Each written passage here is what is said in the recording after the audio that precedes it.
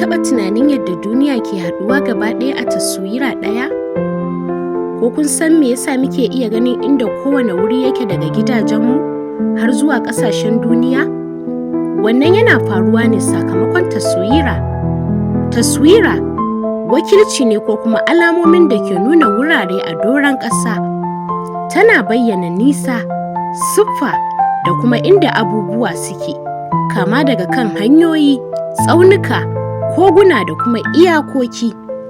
A da, mutane sukan zana taswira da hannu a ƙasa, amma masana kamar Eratosthenes da kuma Ptolemy sun kawo canji ta hanyar ƙididdigar girman duniya.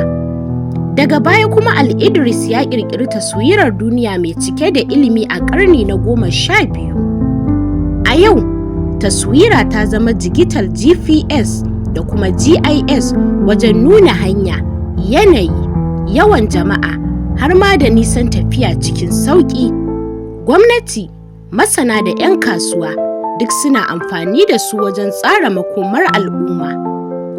Kowace taswira tana ɗauke da sikeli domin nuna nisan da ke tsakanin wurare, layukan latitude da longitude domin gano inda duniya ta tsaya. Taswira ba kawai zane ba ce, hanya ce ta fahimtar yadda duniya take. Tana koya mana yadda muke haɗe a waje guda duk da bambance-bambancen da ke tsakaninmu. Shin, sau nawa kuka taɓa amfani da taswira domin aiwatar da wani abu?